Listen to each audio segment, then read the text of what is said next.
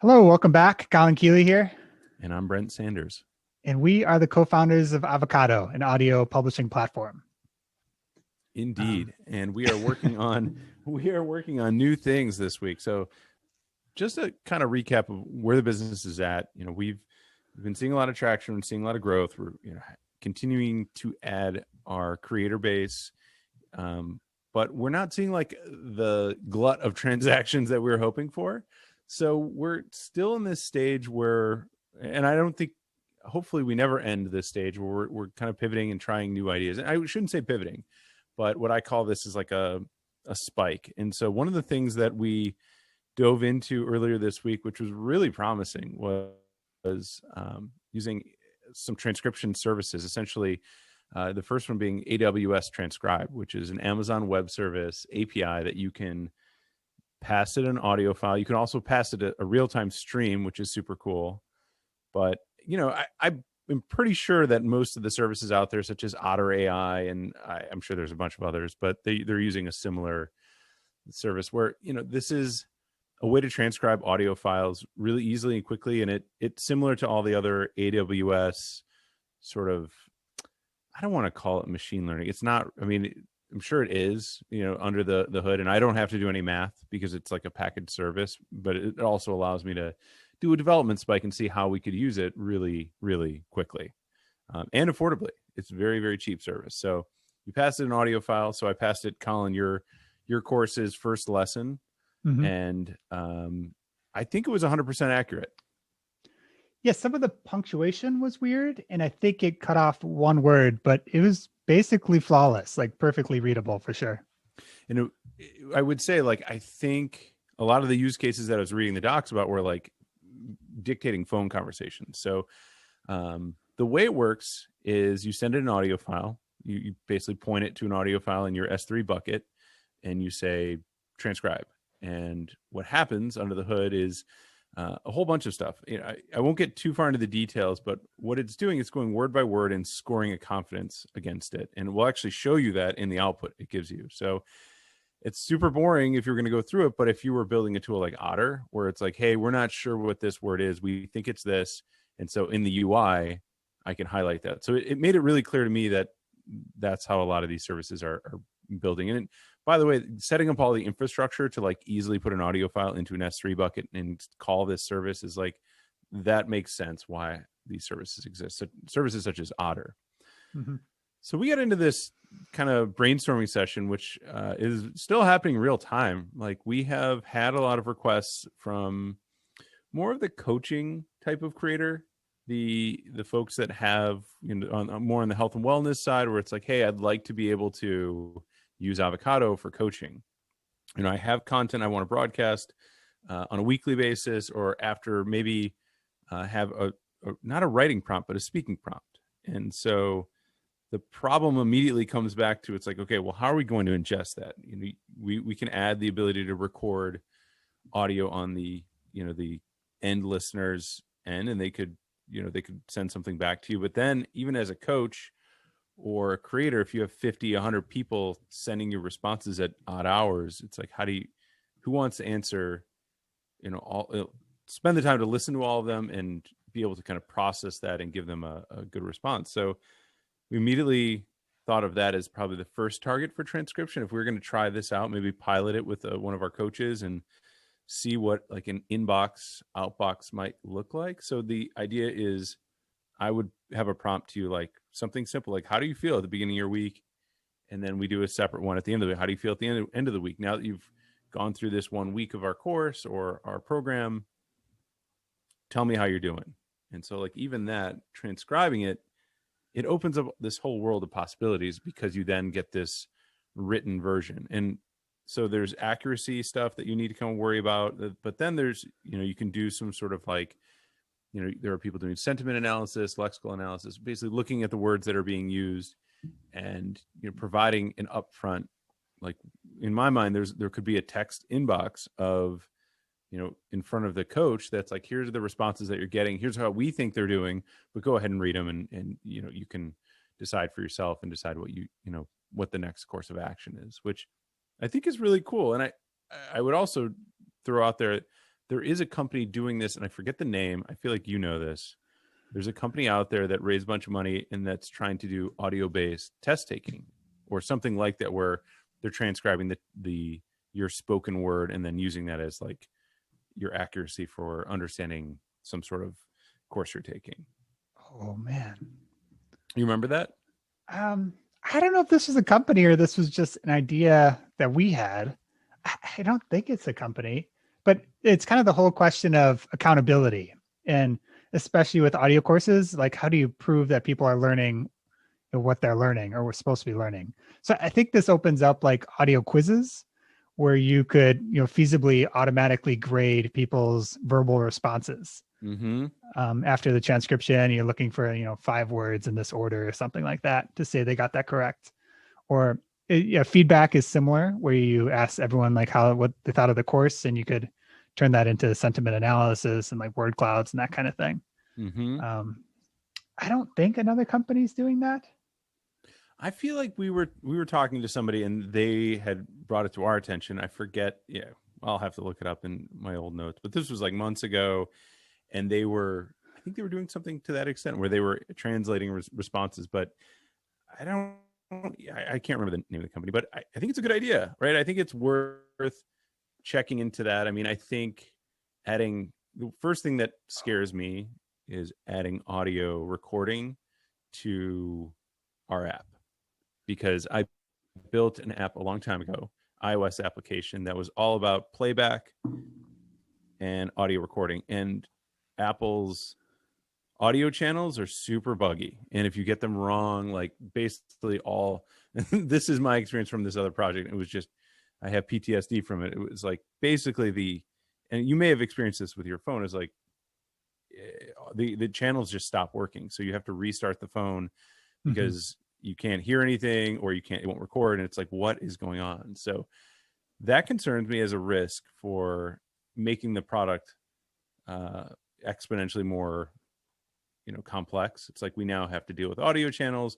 We have to probably throw in a concept of push messaging, that's expected. Like we were going to do that at some point, but audio on iOS and then on Android as well. I don't think Android's as bad, but it's a convoluted way of dealing with it. And I haven't dug in to see is there a library that works really well. So hopefully there is. The one other cool area that this could be used is note taking. I don't know if that is what we're referring to, but Air is like a fancy new podcasting note taking app. So like one of the old big advantages of text is that it was like easy to take notes and to highlight. And then with Air and this like other audio technology, you could take audio notes and you could kind of highlight and basically add an annotation layer on top of audio. It's something we talked about is like, if you're on a run, how do you take a note of something that was interesting in like the audio course you're listening to? And I think the goal with that is that you could transcribe it and you could add it automatically into someone's Evernote or Roam or wherever their note-taking app is. And I love it. People could treat, podcasts or audio courses more as educational content because they have that full feature set. So like, let's talk about two of the players that are using transcription right now. So there's 2 that I've used is Otter AI, which is phenomenal. And then Descript, which is another, I feel like it's definitely geared towards our audience as well, like podcast creators. And that has a tool set of like multiple speakers and will kind of differentiate who's talking and allow you to basically like at a click of a button, remove all the ahs and ums and the sort of dead space. Yeah. Descript is what I recommend to everyone, even people that like know how to use Pro tools like Logic Pro X for audio editing. That's what I used to use to edit podcasts. Now I just use Descript because it's so much simpler. It works really well. Although it had a big issue with Big Sur that they finally fixed like a month after Big Sur came out. Yeah, there's a lot of stuff like that. It's a bummer, but I don't know if either of those products work against either, one of these pre-box transcription APIs, but that is something I'm glad we're not having to, I'm happy that in this day and age, we don't have to deal with like, okay, we're going to write our own algorithm and that's going to be our thing.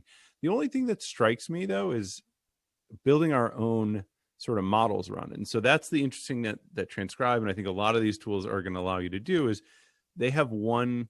So there's a model that you can train, and then there's also your own dictionary. So you can supply your own dictionary. So they actually have one that you can turn on that's a medical dictionary. So it knows words that are in a given context. So if it hears the word appendix, it's like, yep, I know what that is. And it will quickly glom onto that versus it trying to kind of understand what you're saying. So they kind of abstract out all the painful parts of, building I think the official word would be a corpus of words that you can work from, and dealing with how that might, find itself in the confidence around those terms. So I think that might be an interesting thing where, if we were to train our own and kind of optimize for our context, like, then again, our context is still pretty broad right now, but that could be an interesting thing to do. But yeah, I think going back to, how can it be used in a test taking, or sort of, I hate to use the word, but compliance. That's, I think, the concern for a lot of our clients, of our customers.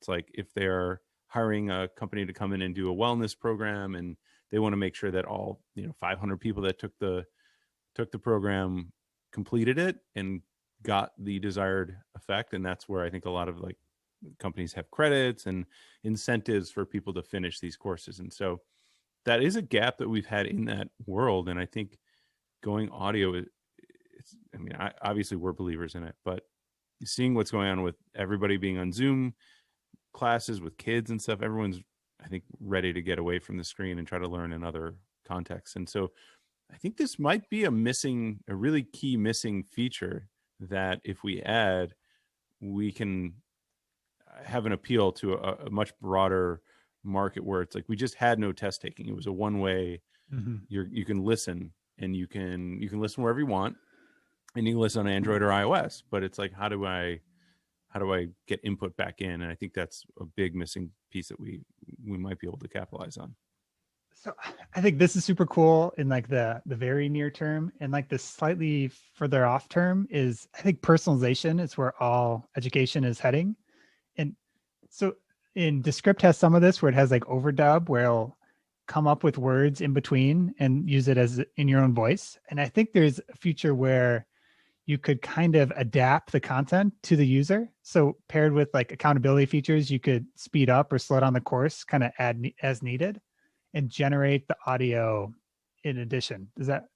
Yeah. Yeah. I mean, it's kind of creepy, but I think if I'm using Descript for that use case, I wish it would do that. I wish it could figure out what I sound like. And then because for those who haven't used Descript, they do a really good job of converting and linking your sort of a text script that's been transcribed and a sort of track of audio that is sort of a linear band of audio. And, you can use both to navigate your document. And when you want to write things, you kind of can't right now, right? You'd have to have something synthesized, or you'd have to go and re-record or add that audio. But I mean, I feel like if you can do deep fakes where there are video, basically representations of a person, I don't see why you couldn't do it. It seems like audio would be that much easier. Yeah, I think that is kind of the spooky future we're heading to. I don't know if you saw any of that open AI stuff, but it's remarkably good. So yeah, it's not that far off to say hey, use Colin's voice and have him talk about podcasting for 3 minutes. Yeah. And if that person didn't understand that, have them talk about it for 10 minutes and kind of expand upon it. It's clearly going to be there, and shockingly soon, spookily it's soon. Exciting. I embrace the AI overlords. But anyways, how's it been going on your course? I know you've been working on promoting or at least getting everything together. Last we spoke, you had an outline going. Yeah, it was not as fast of a week and not as productive as a week as I was hoping. I kind of got wrecked by a migraine for the last 3 days, but feeling better now.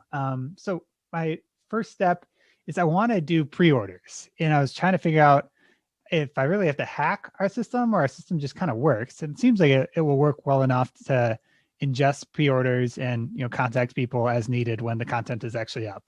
So my thinking there is that I want to create urgency to buy. So I think I'm probably going to have this cold email masterclass for $50 for pre-order. And then once the content's up, it'll be $100, and I'll keep adding content and probably move it to $200 over time. I think that is pretty reasonable for a course that should have a very clear ROI to any business and could be a business expense.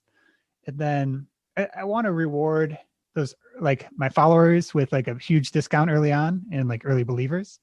And then it's a good way to just kind of validate demand and get, Yeah. our system processing payments pretty quickly here. And I really think like everyone should probably do this, especially any like founder, any expert with any kind of specialized knowledge. Hmm. It's just kind of like a byproduct of the work we've been doing over the last couple of years and just kind of making it public.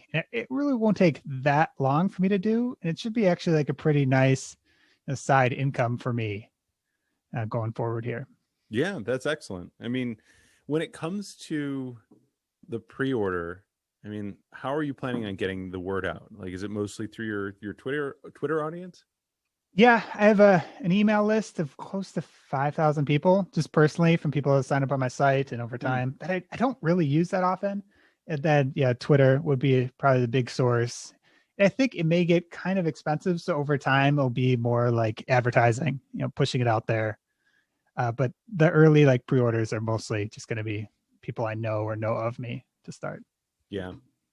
Yeah, that's great. I mean, so when it comes to your sort of known your owned channel, right? Isn't that what they call it, the owned channel? And then, looking at paid, I know you were doing Reddit ads for a different course, and we've been talking about getting Facebook Pixel working on the site.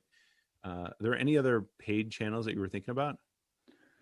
No, Reddit and Facebook are probably the big ones. And Facebook has by far the best targeting. If we could talk about it, we've been dabbling in LinkedIn ads, and every platform's a little different. They all have their strengths and weaknesses.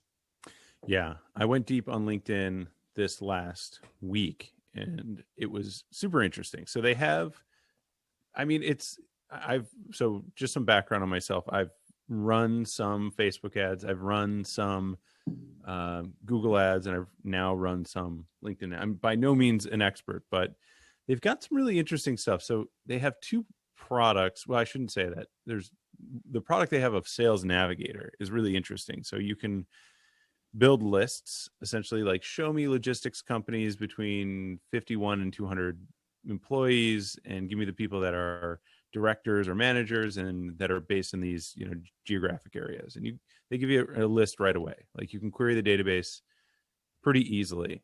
But then when you go into buy ads, you need to set up an audience, and you can't really like link those two things. So there is a way that would require a lot of manual work to build spreadsheets. And so, one thought was like, great, this is a list building exercise for a VA to handle. But, either way, I wanted to run through manually first. Like, what would it take to do? So I loaded up an audience with probably like 30, 40 companies, and did this, repeated the same filters on the audience. And so I have this like pretty small set of people that I'm targeting. I think the audience size was like 4,000 people. And so it's kind of this idea that there's going to be multiple prongs or multiple layers to reaching out to them. So one, it starts with these conversation ads, which are right now, it's LinkedIn's like cheapest layer. I don't know if you remember click to call ads back in the day. I think that Google had those. Yeah. They were like pennies, nickels, dimes. It was nothing. For a long time ago, I was working with a company called Grace, which was a cremation, and it turned into a cremation business. At first, it was burials, and it was like this concept that when you die, no one's around to turn off all your cable bill and get all your odds and ends cleaned up for you. And so it started there, ended up just turning into a cremation business. And that was like, I know it's morbid, but it's a very interesting space. But they were doing these click to call ads and seeing really good results where, they could easily get somebody on the phone for 5 to 10 cents. So I kind of saw the pricing for it and was like, you know what, this is like LinkedIn's version of the click to call ad. So what it does is it annoyingly puts a sponsored conversation into your messages. And again, I've targeted these people. There's only 4,000 or so people. And so I started it. I actually kicked it off last night. And so far it's been super promising. I've had 4 impressions, 1 click. And the way it works is you basically build a chatbot sort of like a conversation flow. So you have a lead in message that's like, hey, I'm doing this. Check it out. and then you can offer some buttons, and the buttons either go to more statements. For me, it's like the buttons are statements that basically responses that are canned. So it'd be like, sure, I'll find out more. And then there's a find out more message that then leads to, okay, click here and fill out a form or schedule a time to talk with me. And so far it's been really good. But the thing is that I think is really valuable here is like, do that on LinkedIn, and then like a week later, cold email that person. And at that point, it's sort of a warm email because we've had a conversation, or they've seen my face, they've seen my name, and they know what I'm kind of pitching. So I'm on this idea that adding a layer in front of the cold emailing is going to help improve the responses. So we'll see how it turns out, but I've been having a lot of fun with that so far. And this is like super low cost. So the first click was maybe like $1.50. And if we were trying to target these same people with ads, it was looking like it was going to be $10 to $15 a click. So like 10x what it looks like we're going to be seeing with this. Yeah. I mean, someone told me LinkedIn's really cheap if you keep them on the site, but I didn't see that. Like, so I've been trying to publish content on LinkedIn and then like promote that or sponsor that. And I actually haven't dug too far into it, but that still seemed like it was going to be $10 a click. But yeah, so as of right now, 4 impressions, 1 click, 25% click-through rate. It's amazing. But yeah, we're bidding 30 cents to get in front of somebody, and they're suggesting a bid between 30 and 40 cents versus, again, everything's, way higher than that. So excited to see how that works.